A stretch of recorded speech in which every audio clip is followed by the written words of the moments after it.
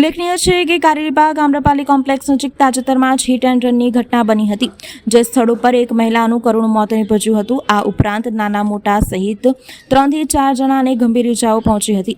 આ મામલે રક્ષિત ચોરસિયા વિરુદ્ધ કાયદેસરની કાર્યવાહી હાથ ધરવામાં આવી હતી, પરંતુ SLFના રિપોર્ટ શહેર કોંગ્રેસને નહીં મળવા અંગે શહેર કોંગ્રેસ પ્રમુખ અનેક આક્ષેપો કર્યા હતા। આ ઉપરાંત શહેરની ભૂખી કાંસની સફાઈ મુદ્દે પણ શહેર કોંગ્રેસમાં રોષ ફેલાયો છે।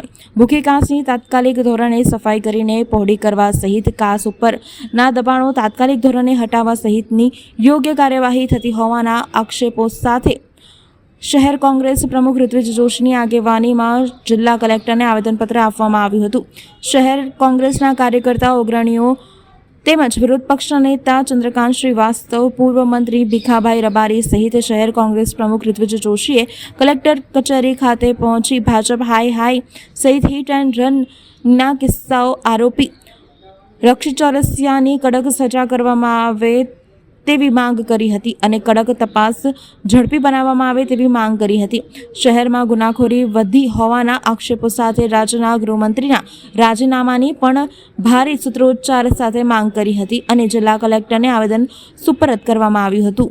વડોદરા શહેર કલેક્ટર કચેરી ખાતે કોંગ્રેસ પાર્ટી દ્વારા આવેદનપત્ર આપવામાં આવે છે। વડોદરા શહેરમાં જે મુદ્દા છે આપણે સૌ જાણીએ છીએ કે આજે જે ડ્રગ્સનું ચલણ અને દારૂનું વેપારીકરણ જે વડોદરા શહેરમાં દિવસે વધતું જાય છે, ત્યારે યુવાનોની કારકિર્દી બગડી રહી છે, ભવિષ્ય જોખમમાં છે। આજે એક નશાખોર યુવાન નીકળ્યો અને આજે આટલા લોકોને ટક્કર મારી, એમાં એક મહિલાએ જીવ ગુમાવ્યો, 7 લોકો ઇન્જર્ડ થઈ ગયા, દવાખાનામાં એડમિટ છે।